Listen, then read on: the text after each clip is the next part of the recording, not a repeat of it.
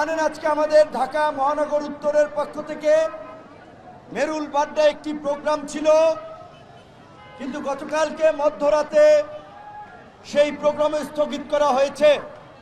কারণ আমরা মনে করি আগস্টের পর থেকেই বিভিন্ন রাজনৈতিক দল মতের নাগরিকরা আমরা এই জুলাই আগস্ট গণহত্যায় জড়িত ফ্যাসিস্ট এবং ফ্যাসিস্টের দোসরদেরকে বিচারের মুখোমুখি করা, তাদের সম্পদ জব্দ করা এবং তাদের রাজনীতি নিষিদ্ধের যে দাবি জানিয়ে আসছিলাম, আমরা সেটার কার্যকর বাস্তবায়ন দেখি নাই।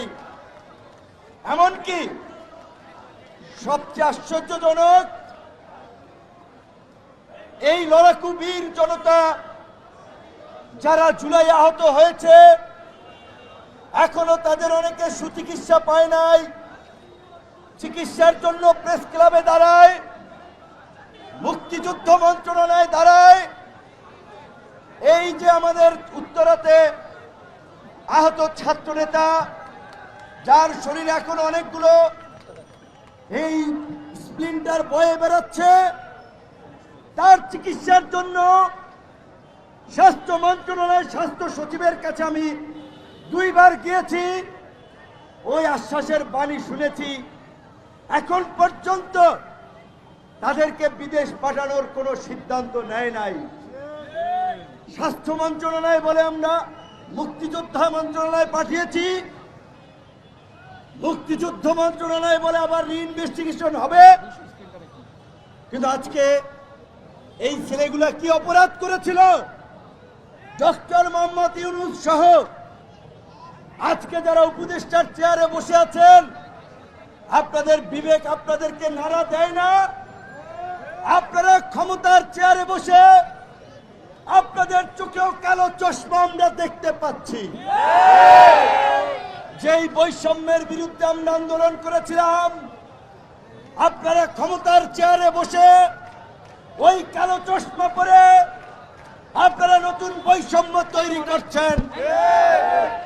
আমরা সুস্পষ্ট দেখতে পাচ্ছি ওই গুটি কয়েক ছাত্র নেতাকে খুশি করতে গিয়ে টেন্ডার ব্যবসা বাণিজ্য নিয়োগ বাণিজ্য দিচ্ছেন,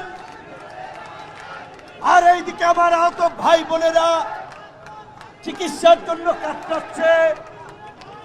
9 মাসও এখন পর্যন্ত তাদের চিকিৎসা ক্ষতিপূরণ হয় নাই।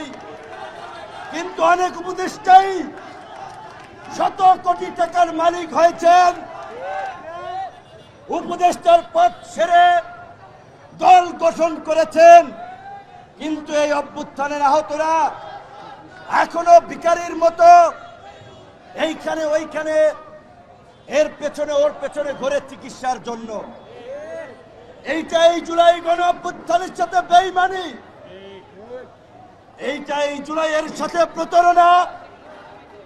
এর মধ্যে দিয়ে আপনারা আপনাদের ব্যর্থতার পরিচয় দিয়েছেন।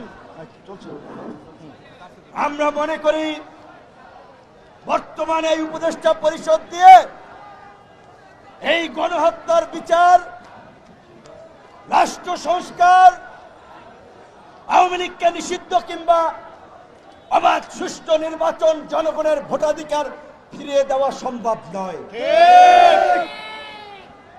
তারা নিরপেক্ষতা হারিয়েছে, তারা নিজেদেরকে প্রশ্নবিদ্ধ করেছে, তারা তলে তলে আমেরিকান এমবেসি সহ বিদেশি এমবেসির সাথে গিয়ে মিটিং করে আওয়ামী লীগকে পুনর্বাসন করার সুযোগ দান করে। সেই জায়গা থেকে আমরা বলেছি আওয়ামী লীগ নিষিদ্ধ নিয়ে আর কোন তাল বাহানা নয় ছয় আমরা মানব না। যমুনা থেকে শাহবাগ, শহীদ মিনার, এই পল্টন মোড়, সারা দেশের বিভিন্ন প্রান্তে যারা যেখানে অবস্থান কর্মসূচি পালন করছে, আমরা প্রত্যেককে ধন্যবাদ এবং সাধুবাদ জানাই। আমরা তাদের প্রতি সংহতি জ্ঞাপন করি।